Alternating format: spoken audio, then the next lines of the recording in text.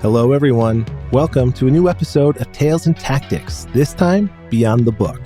This is our show that breaks down the fundamental concepts behind tabletop games, how we play them, how we enjoy them. I'm your host, Troy. Joining me is my co-host, Max, and with us behind the scenes as ever, Jay, our producer. Today's episode is about a concept. This is Rule Zero, something that sort of underpins RPGs and has its place in wargaming as well. But what does it mean? What do we care about it? And how do we adhere to this supposed Rule Zero at our tables? I think we'll start off by defining what Rule Zero is, at least in terms of role-playing games. As a name, it applies to anything, but Rule Zero, as I understand it, and there seems to be some contention, because I was sort of exploring the hobby space and some other YouTubers and podcasters talking about this and looking on X and seeing conversations play out there. But as I understand it, Rule Zero is whatever the game master decides is what is happening. So it's essentially GM fiat. Now, the thing for me that is always attached to the end of that statement is when all else fails. Right. Or when a decision can't readily be found. But that seems to be the crux of the argument is, to what extent does Rule Zero override any other aspect of the game? And of course, this goes to things where, Gary Gygax admitted that he doesn't even use the rules and he just throws the dice to make people think that it's random, which I have mixed feelings about. I don't think that's necessarily bad. And the other thing that I want to be perfectly clear with is, however you're playing, as long as you're having fun, you're having fun. True. Yep. Unless what you're doing is illegal, I don't have any issue with how you play the game. So let's just set that as a ground rule before we get too far into this, because apparently this is a contentious subject, but I do have opinions on it. I'm sure, Troy, you have probably some opinions on this as well. Yeah. And a lot of those opinions that I have are very contextual. It depends on what you're playing, is essentially the short answer. Communication might be more important than there being a definitive way of playing. But let's break this down. So there's one camp who are the Rule Zeroists, and I think it's more of a spectrum than anything else. And they're basically taking up the idea of the rules are a suggestion of how to play, and whatever you decide at the table is appropriate to whatever you need it to be. You can fiat change anything that is written in the game. And practically speaking, that's true.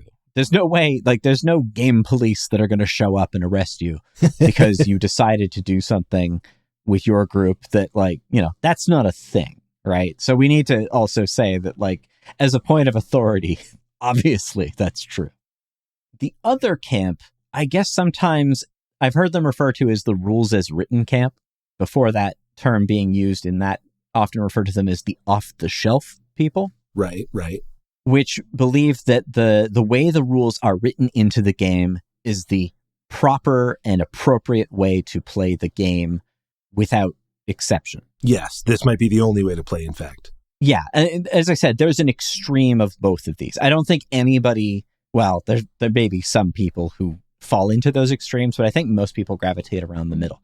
That there are some things that need to be decided because they land outside of the purview of the rules. And then there's some things that work better because there's a common language within the rules. Listening to a lot of the arguments on either side of this is kind of interesting. Oddly enough, some older veterans, even designers, fall more into the Rule Zero camp, if that makes sense. You can make it work any way that you want. Some of the ones that at least a notable person that I think his arguments are a bit more nuanced than this, because he's obviously an experienced designer, but Sandy Peterson. Oh, okay. Creator of Call of Cthulhu. Yeah. Has more of a looser interpretation of how rules should be brought in. I don't think that it's so loose that he doesn't think that the rules are useful, because then what was he spending his whole life doing by writing them? To be fair, Call of Cthulhu is based on rules from another system, but the sanity system is a rule. I don't think Call of Cthulhu will feel the same way if you fiat sanity not existing. Yeah, 100%. It's foundational to that game. It would end up just being a high lethality game. And I doubt he's arguing for such a thing. I think it's more just being flexible in any situation. And I think this is the thing that I found. I discovered this point of argument recently, and I'm trying to for the last couple of days, been trying to pull it apart. I think on both sides of this issue, there is some tilting at windmills going on. There's some straw manning that's happening. I wouldn't say people are being disingenuous, though some people are being extremely reactive and hyperbolic. What is the importance of having a rule zero, and what does rule zero even mean in this context? It's just the factual reality that an analog tabletop game can always be subject to change by the people playing it. Yes, exactly. There's no way that is not true. That's just a natural reality. Yeah. If something's not working or you don't understand something and you decide to change it, whether for good or ill, it's something that can be done. I think that the tension comes from whether that is virtuous to do that or whether that's not the best or wisest choice. From this point, what do you take from this idea now that I've painfully set it up? See, I've always interpreted rule zero as as a tabletop game, this is fallible. There will be things we cannot account for.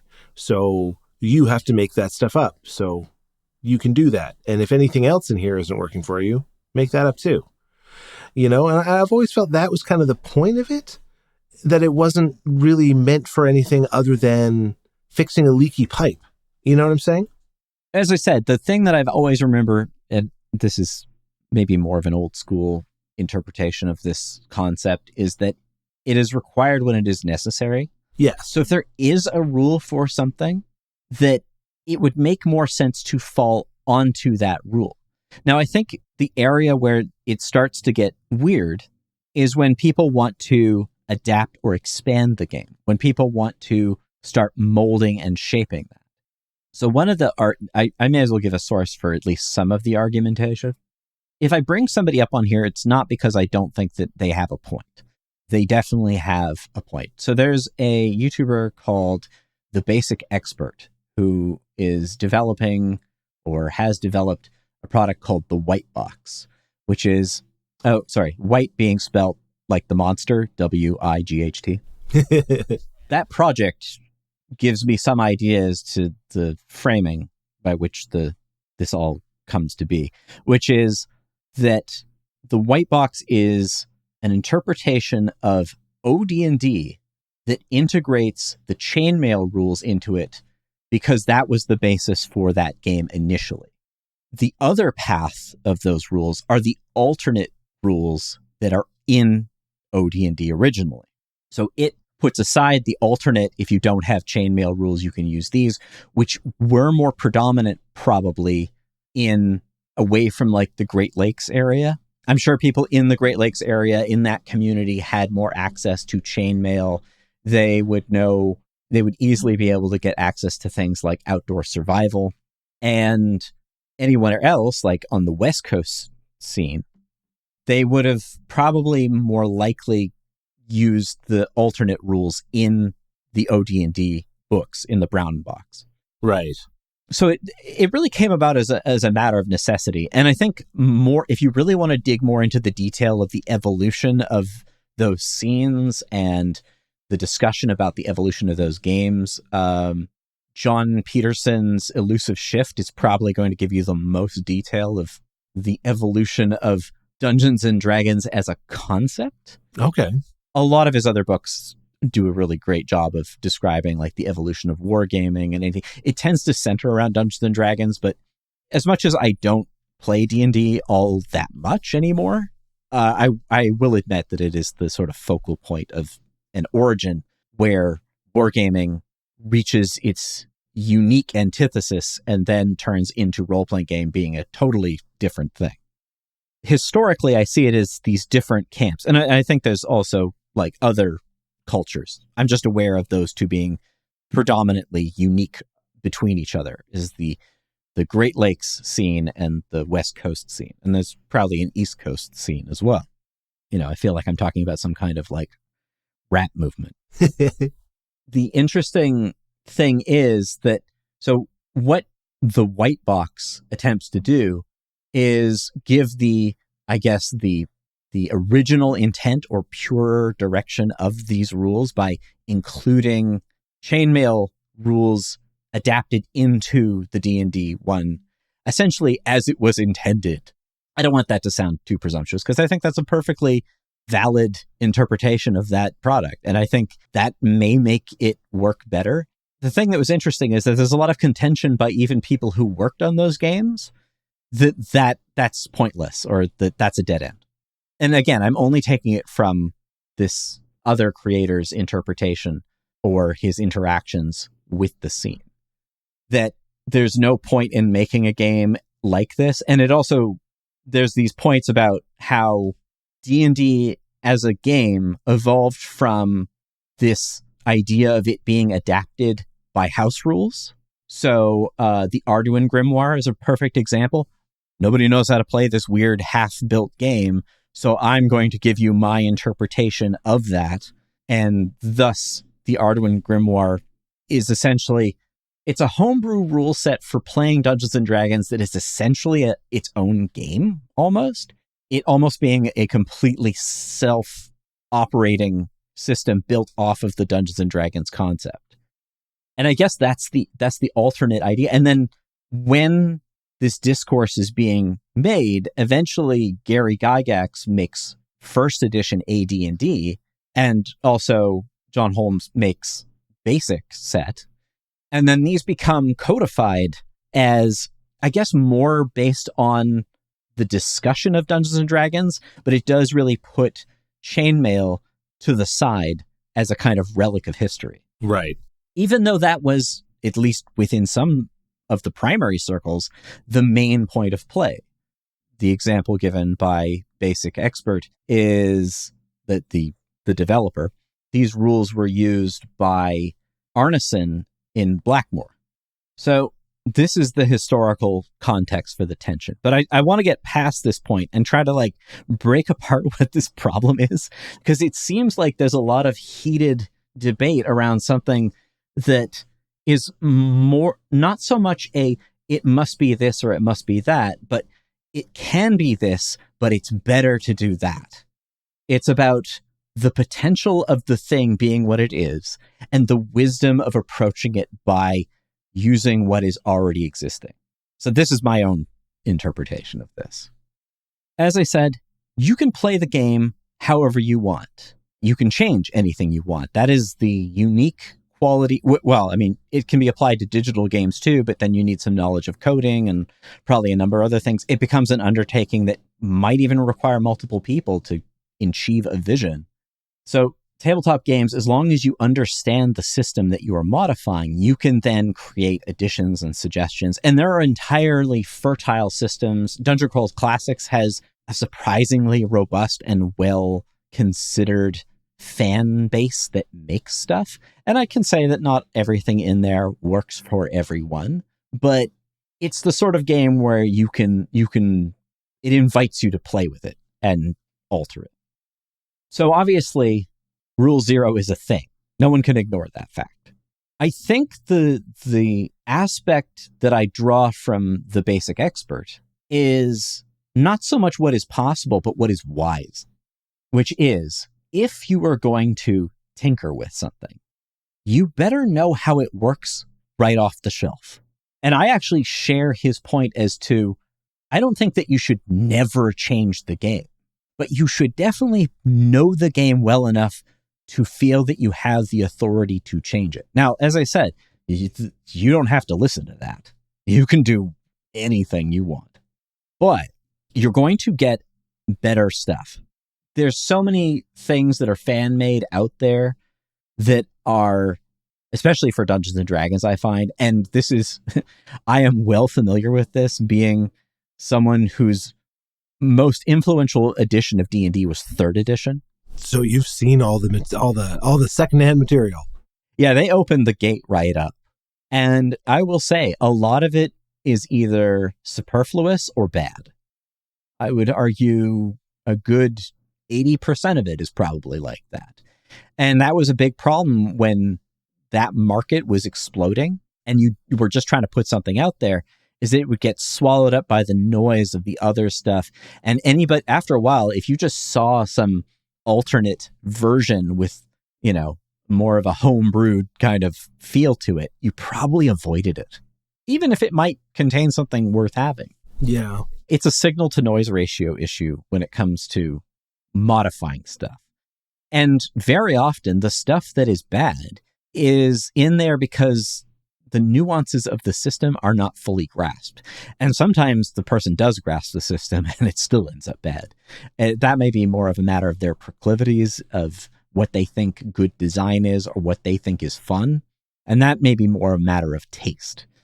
But I am 100%, I will back the basic expert's claim, at least so far as understanding a system, is that you should play it rules as written at least multiple times once you have it. And I think most people do this because you don't know what a game is if you just read it. I hope that's clear to people, even though most of our reviews are things that we're just reading off the book.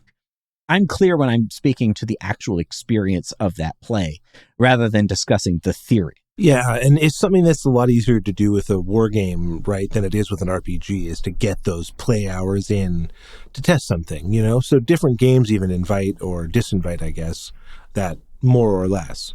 Yeah, and even the style of play of your GM is going to affect that. Yeah. I think Rule 0 accommodates for matters of taste when in the game itself, when the game is actually running, because it's unlikely to match up exactly with what the designer had in mind, or designers. And I think this is akin to people reading a novel and imagining something different from the person that wrote it. And you just have to accept that. Even as a writer, you have to accept that. You have to say, well, I was about as, writing a story is a fine balance between the smooth and clarity of expression while trying to get your idea in your head across to the other person. Yes. So if you over-explain it, then it becomes unpleasant to read. If you under-explain it, then you leave it open to interpretation or even confusion. And then that might turn some people off or lead people to think something other than what you wrote. When it comes to rules, especially role-playing games, which have a lot of fuzziness about it. So I will back that point that you should, when you get the game, you should read it, study it if you're going to run it, especially if you're going to run it. You should do this if you're going to play it too, but the emphasis is more on the GM. You should thoroughly read those rules and understand, firstly, the core systems behind them and as many auxiliary systems as possible if you're serious. And this will also give you an idea of whether you like this game or not. Like if these concepts mesh with your idea of play. Now, I know from my experience of playing 4th edition, 4th edition Dungeons and Dragons, I should say, that doesn't always map onto how it will actually play. Yeah, that's true. Like, experience is the master, and you need to be able to, like, I see people who fight and wrestle with systems to make them into something new when maybe that's not even the system to do that with. Sure. I mean, the real argument that comes down to, so I'll finish my point before I get into that. So, yes, you should try to understand the core concepts of the system, as many of the auxiliary and optional rules that make sense, but I would stick to things at the most simple level as possible. Right. And then I would go as far as to say you should run a set-made adventure or scenario in those rules. You should not make your own thing up right away. Because even the structure of the scenario design will give you so much information as to what sort of things you can be done in it. And I think any good designer creating an introductory scenario will use that scenario to illustrate the specific mechanics that are unique to that game. Now, above and beyond that, I actually encourage you to play and modify, but it must be couched in the wisdom of knowing how that system is. The main reason that I think the main pushback I have against the extreme of Rule 0 is because if you can just make up anything by fiat, why buy rules at all? Yeah. You could just roll dice to see what number you get and then decide whatever you want anyways. I find this particularly weird from the designers of these games, because what was all that work you were doing? Yes. You spent all this time coming up with these complicated systems and then tell people, forget about it, doesn't really matter. Okay, that speaks to a lack of confidence. Even if that isn't your position, it doesn't portray well on the thing you made if you just say, you could do it, but you don't have to. But it also leaves the point open to like, well, why don't we just flip a coin and see what happens? I think that there's more. I mean, a lot of this channel, because we focus so heavily on the rules, we obviously think there's a point to having them. Yes.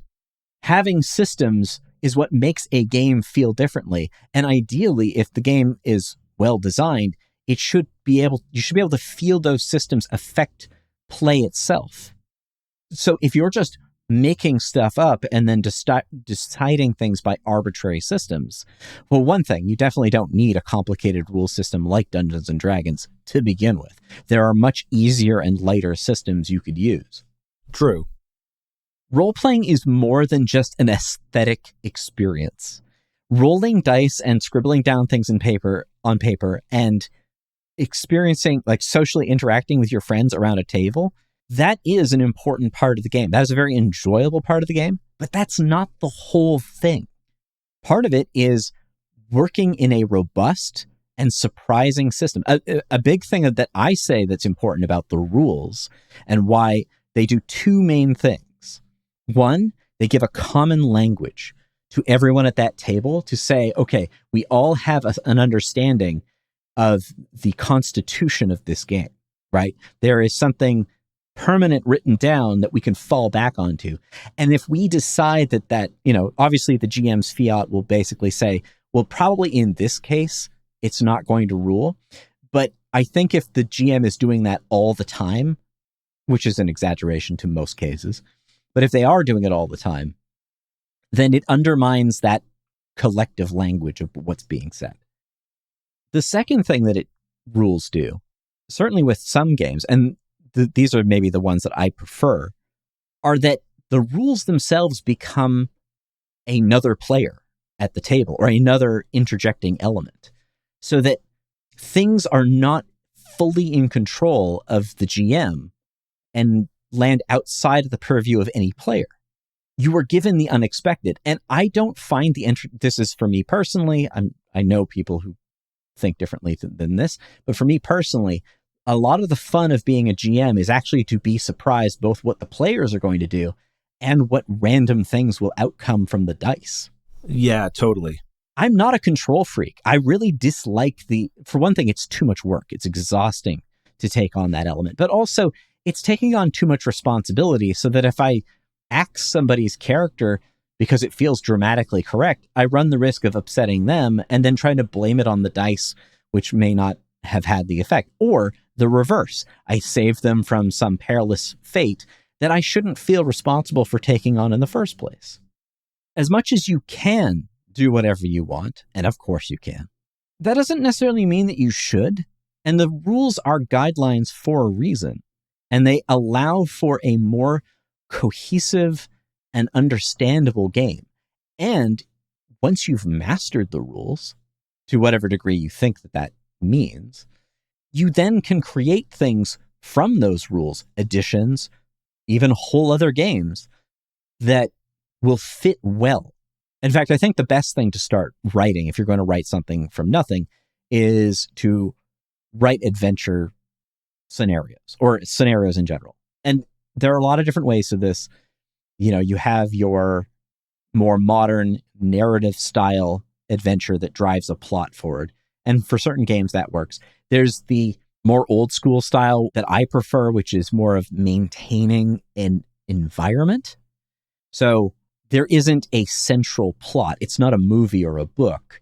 It's more like the machinations of a bunch of chess pieces that you resolve and play around with. And it makes it feel a little bit more of a nuanced world rather than one that's driven by fate. Either way is fine. I've played and run games that work in either system. But even that is almost that same split between the fiat of narrative and the narrative devices that you might find in a film or a book versus the more simulationist, I'm just going to focus on the fidelity of this environment and the things in it more the way a war game would be. Right, yeah. Like, again, it's never fully simulationist, and it should be entertaining. But I feel like it's almost like being like a groundskeeper when you're a GM in that sense. You're just like, oh, okay, well, the players are going to interact with these things. There's this faction here, there's this faction here, there's these creatures in this dungeon. And maybe I feel like, hey, maybe these guys are going to go over here for this session. Or I may have just decided that, as I said, I'm somebody that likes to wargame in my D&D setting. Yeah, yeah. Because it creates a weird kind of politic when I do that makes it feel like there is actually, like in my head when I'm describing things, I know in the back of my mind that there's more going on in the world than what the players see. And I think that does reflect onto the players. I certainly haven't gotten any complaints about it. No, I think it does. I think it adds like a depth to the pool, that you're swimming in, right? As a player. Yeah, even if it's just implied. Yeah, I do think that the rules are important, and an understanding of the rules are important. As I said, like, what's the point in having any of these systems? In fact, it can apply to the softer elements of a role-playing game. It's like, oh, well, someone wrote this very robust and deep setting, but I'm going to ignore half of it. And yeah, you can. You can say, hey, you know what? This particular aspect really inspired me, but I want to exclude these other elements because they have no interest to me personally or the game I want to run. That's fine, but there were reasons why people put all that stuff in there, and part of it was cohesion. So you can create your own setting, but I do think that there should be some wisdom in that, because there is good setting writing and then there is not so good setting writing. I'd also like to turn this around to the idea of the Rule Zero equivalent in war games, which I like to refer to as the system of arbitration. Yeah, it's effectively meant to be a really loose way to approach resolving moments that are outside the purview of the rules, or things that are straight up not accounted for, or even in conflict in the way the rules describe things if you haven't had an FAQ, or even after the FAQ, if you know what I'm trying to say. So a lot of rules will say both players will roll a d6 and whoever rolls higher, or roll a d6 with one player being 1 to 3, the other player being 4 to 6, and whoever gets it, and their interpretation becomes law for this table, just for this game. And then you can go on a Discord or a Facebook message group or something afterwards and talk to a designer or to an administrator and have them tell you, nope, it works like this or whatever. But that's effectively the pitch. More recent wargaming rulebooks have started adding like a code of conduct. That's sort of like, we don't be jerks. We don't be jerks, I guess is kind of what they're trying to say in many different ways and many different, spellings. But it's effectively like trying to intercept the overly competitive energies or vibes that can sometimes develop in a head-to-head matchup. Yeah. And it's not every player that has those feelings, but it is some players that have those feelings. And it's almost like it's trying to mitigate that intensity that can develop. Not that, it's a tabletop war game. It's not that intense. But when you're in a direct head-to-head and you're trying to eke out a victory, whether it be a tournament or a league or even just a friendly game, and you haven't won in the last 2 weeks, it's like, it's a good fallback, but I will say that it is quite thin. And I've seen it basically fail multiple times, wherein one person who loses the dice roll can accept that they've lost the dice roll. That's not always the case. And it can be fine. Like, I'm a big proponent of playing war games for the narrative, because if you want something controlled and competitive, then that's like certain types of tabletop games or certain types of digital games. But for a tabletop war game where you're you're doing something with such an immense scope that a rule set can't really account for everything in a meaningful way. So you have to be prepared to interpret and read between the lines and fill in the blanks. Not in a lot of cases, and not in like an overly authorial way, but in a way, in a capacity, you're going to be required to eyeball things. And I think that's totally fine. But where the wargaming equivalent of Rule Zero falls short is that it doesn't really give you any legs to stand on when you are doing your eyeballing. It's just like, maybe roll a d6, you know? And I just feel like that doesn't really work for a rule that's effectively trying to intercept conflict resolution. The thing that sets the concept of Rule Zero, which I honestly think a better way to describe Rule Zero, both in the sense that it is zero and that it's not written into the book, because those are the other rules, 1 and onward.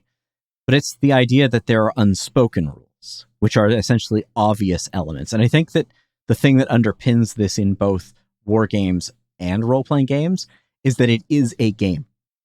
It is an not an arbitrary system, but it's a construct, right? It's a construct of rules that you use to create the verisimilitude and fairness in whatever it is you're trying to achieve by the means, the aims and means of playing. The difference in war games is that usually, unless there is a ref present or some kind of game master working separate mechanics for the other two players, or however many more, is the idea that the two people involved are on even footing in the interpretation of what happens. Mm-hmm. And the rules, I think this is something that wargamers understand a little bit more. The rules are the way that you avoid 90% of those conflicts. Yeah. In both games, both role-playing games and war games, there is the declarative statement.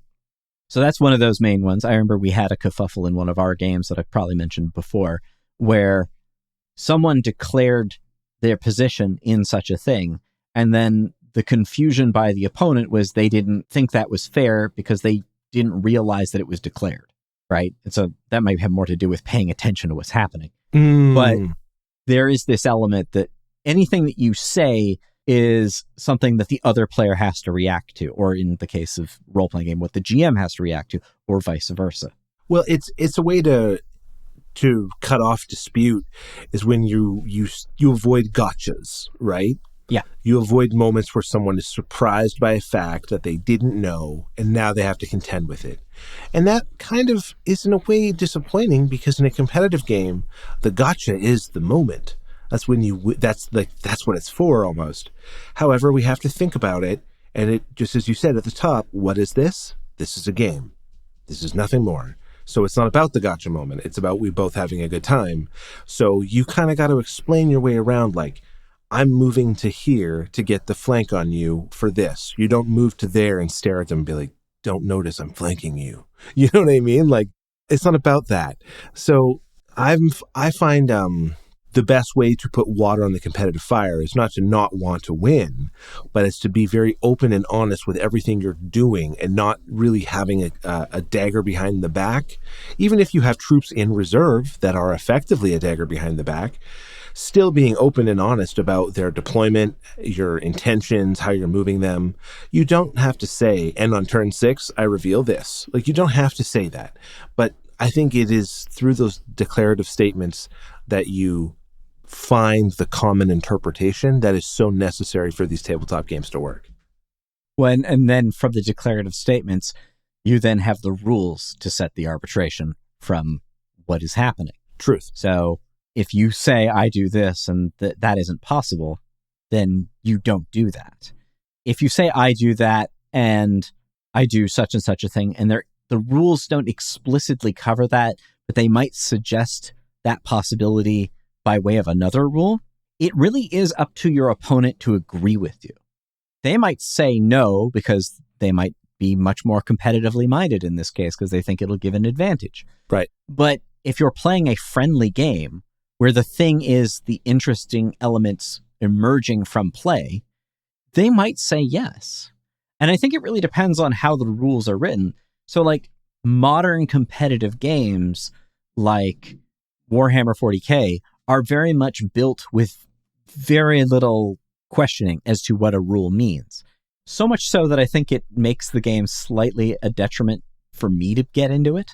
If you're really into that tight, purely competitive, it's either this or that, so much so that the game is quite simple, then that will work. I tend to like things with that level of complexity because I don't find the point is to win, though I do try to win because it's more about playing a balance between being competitive and being collaborative. Yeah.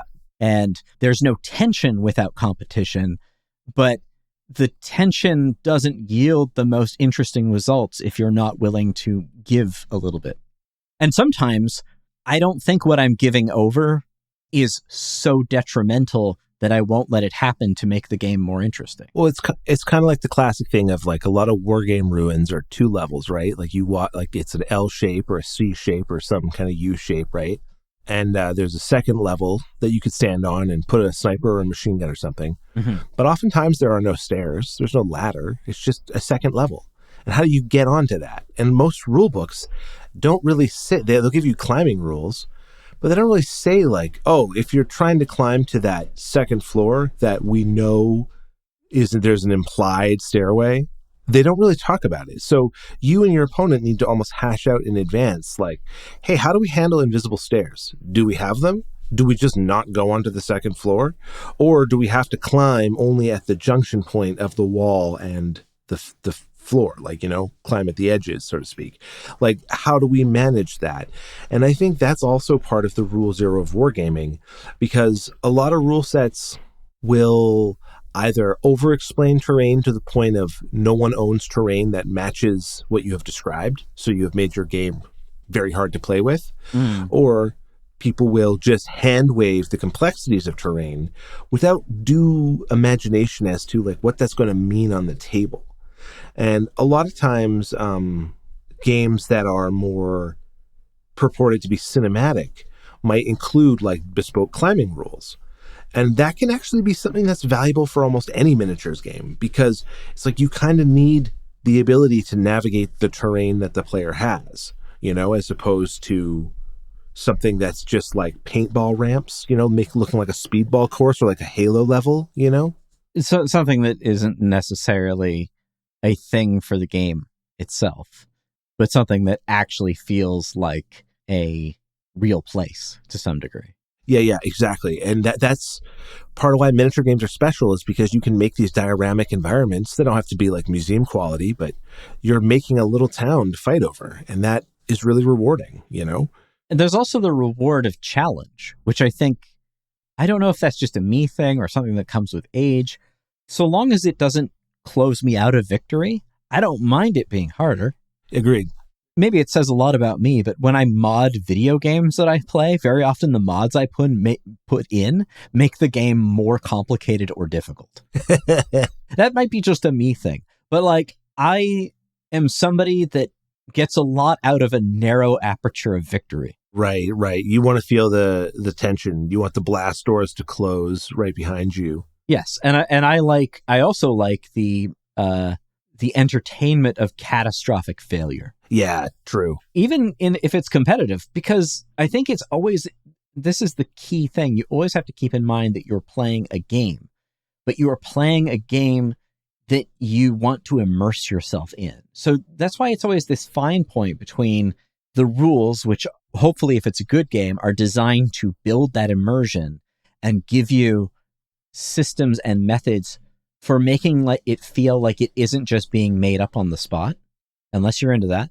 But it's also obviously flexible enough that you could change it or tweak something when you need to. I mean, a good example of this rule zero element is actually fudging dice rolls. Oh, okay. Yeah. If you were doing the rules as at least they're implied, if you throw dice and it says this, then it means what it means, that thing that it says that it is. So if you then hand wave and say, oh, I didn't roll that, it was less than that, or it didn't happen, you're effectively choosing by fiat to not follow the rules, or at least ignore the spirit of the rules themselves. And maybe you are making the right call in that situation, because it might not feel right if you are playing a game with a narrative focus in mind. I don't play those games. So what I want to do is remove any kind of arbitrary misgivings about my responsibility in the game. And the easiest one for that is to roll out in the open. I love rolling in the open. Not necessarily for everything. I do make secret rolls, but I find that to be more of the exception than the default when I'm doing stuff in a role-playing game.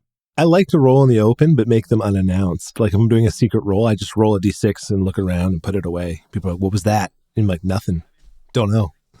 Yeah, exactly. My gaming setup at present, so we just role play over Discord, and I might have a drawing program so I can diagram stuff. But I just have my webcam pointed down at a bowl, and then I just throw dice into it. And occasionally I'll pull the bowl away out of the camera's view, but most of the time the bowl is under the camera, where everybody can see what happens. Annoyingly, Discord does not have a reverse image thing, so they have to read the numbers backwards, but whatever. That to me absolves me of anything, because I didn't do it to you. It was the dice, Yeah. I find that takes a lot of the edge off, because you're not just being like, well, I just killed your character. And I think some of the tension of that idea, at least going back to that, some of it comes from this internalized tension that came out of academic wargaming, where you're trying to teach the student a lesson by getting them to write clear orders and not to. So you're going to fudge things and change stuff because you, as the experienced field commander, knows that this rule written down doesn't make sense in this situation. So I'm just going to ignore it. Right. But I won't explain that because I'm trying to teach a lesson to the person about giving clear orders or positioning or any of these other tactical things. But that's for training an actual commander for an actual war. I'm talking about Kriegspiel, basically. Free Krieg and Kriegspiel. Yeah, totally. Yeah, exactly. Some element of that makes sense, but as we were saying with war games, when you're playing them for entertainment or in a competitive sense, well, one, you can't just say that because it's two people standing at a table. You might have a referee that arbitrates, but probably has to give a reason for the arbitration. Yeah. I'm saying that it falls more in line with this. I find that war games with three people, even if that one person is just an observer, tend to have less arguments because both people can look to that person and be like, well, what do you think?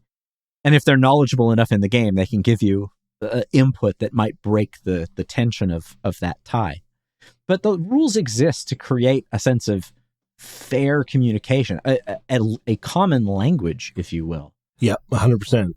Like any language, the map is not the territory, but because the entire game is a construct, its verisimilitude really does depend on the adherence to those rules.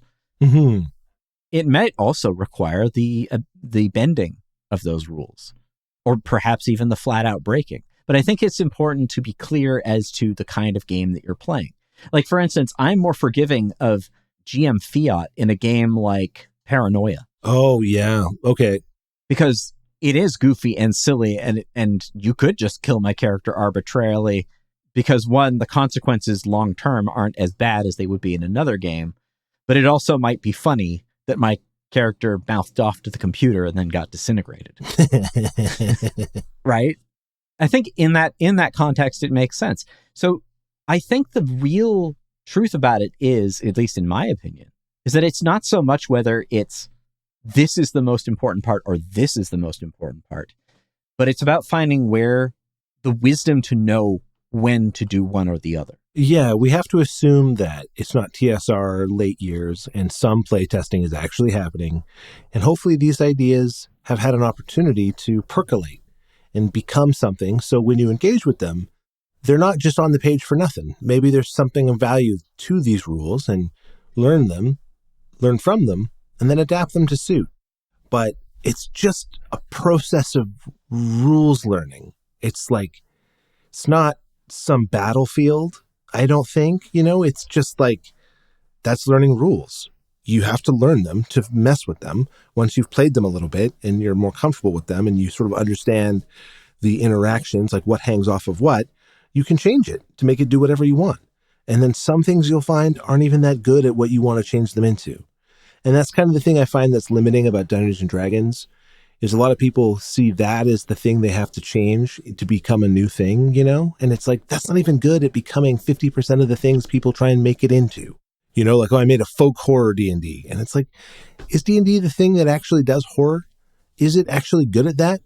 Because there's a lot of ways you could tell those stories, but is this the vehicle for it?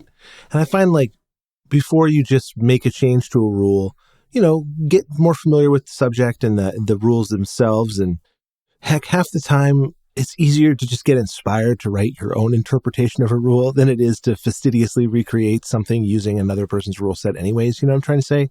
It's almost like be inspired and write your own rules. You shouldn't feel like you shouldn't test out new mechanics and do those. And they can be inspired by other and existing games. Of course. But I think it's important to be clear to the people that you're doing this with, that that's what you're doing.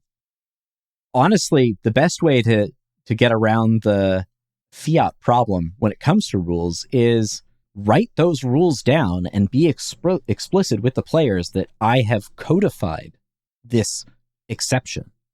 And it will now work like this. And if we find that it doesn't work like this, I want the feedback so that I can modify, change, or remove it. I'm against any notion of anti-creativity. I get that. Yeah, for sure. Me too. But I'm also against the idea of any lack of structure, because that seems silly. And I think if I were to make a final point as to what is important here, is that in anything that I've done, whether it be game design, art, writing, or anything else that I've applied myself to, I have always been better at that thing when I have learned the rules before breaking. Yeah, that applies to music too. Yeah, those breaks with the formula will be more of an innovation and less of an affront to the idea itself if you actually have the experience and knowledge of when to do it. The only thing that can make you better is information. And that could be experience, that could be learning other ways, but it's information that empowers you. And so get information, then make decisions.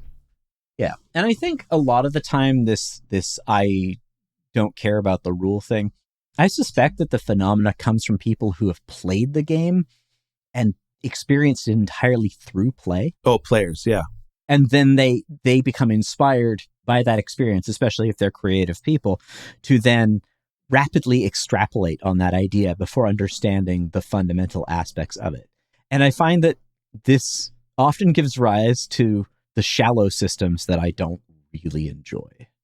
Other people obviously do. Like, for instance, Easy D6 or Morkborg.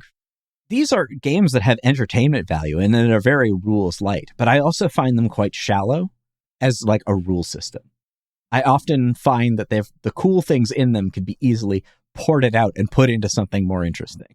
So for things like Morkborg, where it is D20 based, and so it can basically be ported into any D20 system. But the rules as they are stated there, that is the kind of system that they made. It's very interpretive. It's very vibe heavy and not very, it doesn't have a lot of bones.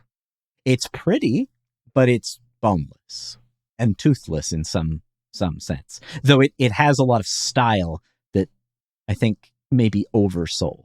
Again, my personal preference on this. I don't think that it's necessarily a terrible game. I actually would recommend Pirate Borg because it's got a bit more consideration to the rules, though not necessarily by much. There's nothing wrong with playing that, and obviously someone made it, it was popular. But for me personally, it just doesn't have enough teeth for me. Ironically, because it's a very like metal, teethy game. But yeah, there's lots of other things, even like, as I said, Easy D6. It is easy. And yeah, if you just want to grab something and make up something on the spot, that's probably the way to go with it. It's certainly easier used than GURPS, which is also a toolbox game. But also, there wasn't enough variation or exception to certain things. And it a lot of the time made it feel like I was just making stuff up. There was nothing surprising for me as a GM when I was trying it out.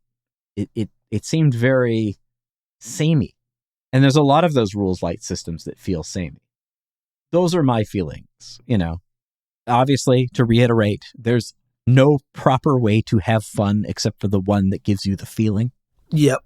And I mean, it's, as ever, when it comes to this hobby, it's all about communication because you're working with someone else usually. And if not, you're soloing, and we did an episode about that, so go listen to that.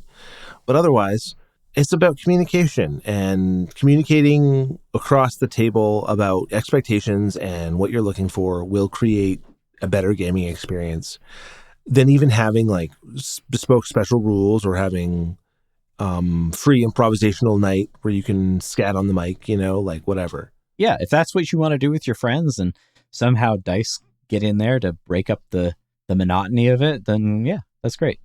But I'm probably, I might join in, but I'm definitely not running anything like that. So that'll be it for that conversation, though I'm hoping that in the comments people will have some insights, and who knows, that might spawn some more returns to this topic. So for next week, I was a little bit torn between reviewing two very complicated games, but I think I've settled on this. So I was, by one of the for a while ago, one of our viewers, or listeners, I should say, we don't really show much on this show. Maybe we should change that. Mentioned the Harnmaster. Oh. Which I do know. And I would love to review that because that is a cracktastic hard game. But I think something that's a little bit more in my wheelhouse and that I have been reading more. Next week, we're going to be covering the GDW version of Twilight 2000, which I think I've alluded to a number of times. But that is if not a gritty rule system, then definitely a gritty setting. Yes, indeed. So I hope you all tune in to enjoy that. And happy gaming. Happy gaming, everybody. We hope you enjoyed delving into today's episode. A big thanks to all of you out there for joining us. If you want to continue the conversation, you can find us on Instagram and YouTube at Tales and Tactics Podcast, or on all popular podcast platforms. Join us again on the next exciting episode of Tales and Tactics.